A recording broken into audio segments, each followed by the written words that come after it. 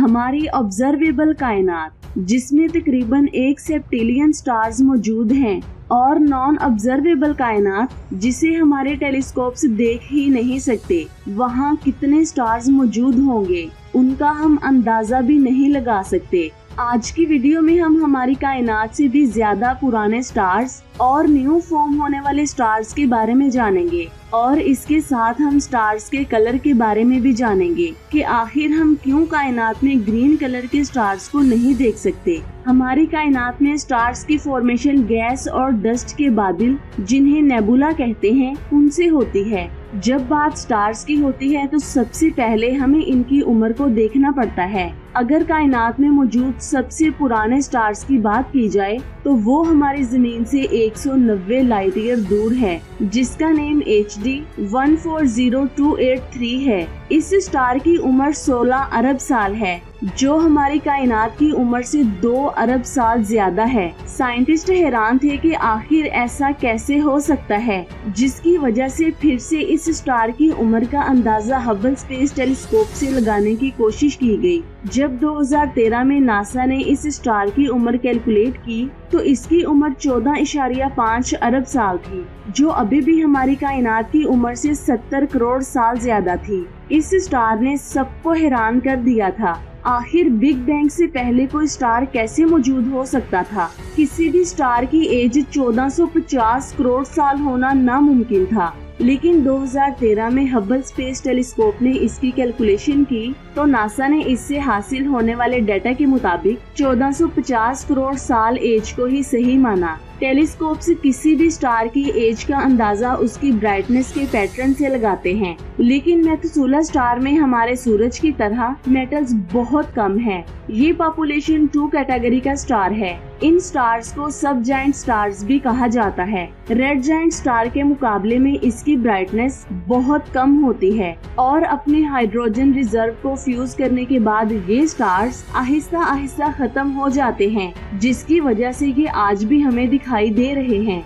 मेथुसेला star भी इसी category का स्टार है। साइंटिस्ट का कहना है कि ये स्टार आज से 12 अरब साल पहले किसी ड्वार्फ गैलेक्सी का हिस्सा होगा, लेकिन मिल्की वे गैलेक्सी से टकराने की वजह से ये स्टार हमारी गैलेक्सी का हिस्सा बन चुका है। लेकिन इस स्टार की एज पर नासा आज भी रिसर्च कर रही है। हाल ही की स्टडी के मुताबिक साइंटिस्ट ने इसकी एज 13.7 बिलियन साल बताई है, जो तकरीबन बिग बैंग के बराबर है। ये स्टार हमारे सूरज से भी 8 अरब साल बड़ा है। आइए अब बात करते हैं यंग स्टार्स की। यंग स्टार्स को ढूंढने के लिए टेलीस्कोप्स मुसलसल गैलेक्सी में मौजूद मैटर की ब्राइट डिस्क पर नजर रखते हैं। इस डिस्क को प्रोटोप्लैनेटरी डिस्क भी कहा जाता है। 100 लाइट ईयर में फैला धूल का बादल, जिसका मैस 60 लाख सूरज के बराबर होता है। ग्रेविटी की वजह से इसमें मौजूद पार्टिकल्स आपस में जुड़कर एक बहुत बड़ा ऑब्जेक्ट बनाते हैं। फिर ये स्टार मुसलसल बढ़ता रहता है।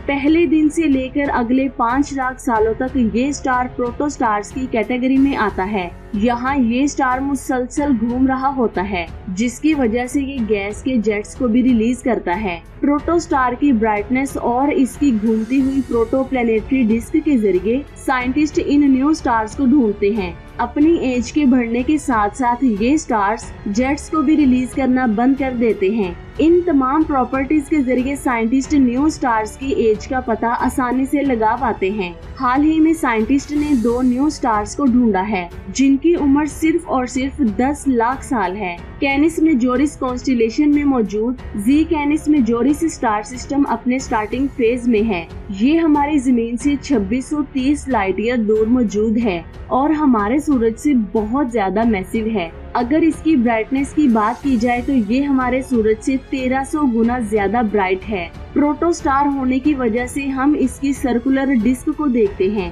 क्लोज ऑब्जर्वेशन से पता चलता है कि ये बाइनरी स्टार सिस्टम है। ये दोनों स्टार्स मुसलसल गैस के जेट्स रिलीज करते हैं, जिसकी वजह से साइंटिस्ट के मुताबिक इसकी एज 10 लाख साल से कम है। हमारी गैलेक्सी में हर साल तकरीबन 3 न्यू स्टार्स बनते हैं, लेकिन अगर हम कायनात की 200 अरब गैलेक्सीज में बनने वाले स्टार्स की बात करें तो उनकी तादाद अरबों में होगी। हर साल हमारी कायनात में अरबों स्टार्स बनते हैं और करोड़ों स्टार्स खत्म होते हैं। फिलहाल जी कैनिस मेजोरिस स्टार सिस्टम 2022 में ढूंढा गया अब तक का न्यू स्टार है। यहाँ पर आप स्टार्स को बनते हुए देख सकते हैं। अब तक आपने हमारी कायनात के सबसे पुराने और यंग स्टार्स के बारे में जाना है। आइए अब बात करते हैं ग्रीन स्टार्स की। क्या आपने कभी कोई ऐसा स्टार देखा है जिसका कलर ग्रीन हो? अगर आपने नहीं देखा तो आइए मैं आपको इसके बारे में बताती हूँ। ज्यादातर स्टार्स का कलर उनके टेम्परेचर पर डिपेंड करता है। सबसे ज्यादा गर्म स्टार्स अल्ट्रा वायलेट लाइट और एक्सरे लाइट को एमिट करते हैं, लेकिन इससे कम गर्म स्टार्स विजिबल लाइट और ठंडे स्टार्स रेडियो वेव्स रिलीज करते हैं। लेकिन ये स्टार्स एक किस्म की लाइट को ही रिलीज करते हो ऐसा बिल्कुल भी नहीं है। डिफरेंट ऑब्जेक्ट विजिबल लाइट भी रिलीज करते हैं। असल में ये फोटॉन्स को ही रिलीज करते हैं जो विजिबल लाइट के स्पेक्ट्रम में हमें रिसीव होते हैं, जिसकी वजह से ज्यादा गर्म स्टार्स हमें ब्लू कलर में दिखाई देते हैं। कम गर्म यानी कि सूरज जैसे स्टार्स येलो कलर में दिखाई देते हैं और ठंडे स्टार हमें रेड कलर के दिखाई देते हैं। लेकिन कई बार स्टार्स ब्लू और ग्रीन फोटॉन्स को भी एमिट करते हैं, लेकिन फिर भी वो हमें ग्रीन कलर में दिखाई नहीं देते। ऐसा इसलिए होता है क्योंकि ग्रीन फोटॉन्स के साथ साथ स्टार्स ब्लू और रेड फोटॉन्स को भी एमिट करते हैं,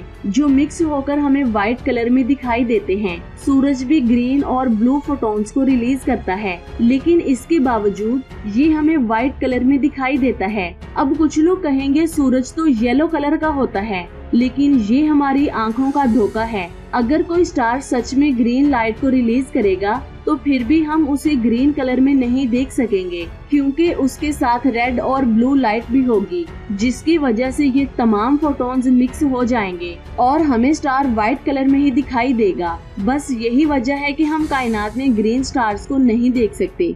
तो दोस्तों, ये थी आज की अमेजिंग वीडियो। आपको कैसी लगी नीचे कमेंट्स करके जरूर बताएं। अपना बहुत सारा ख्याल रखें, दुआओं में याद रखें। अल्लाह हाफिज।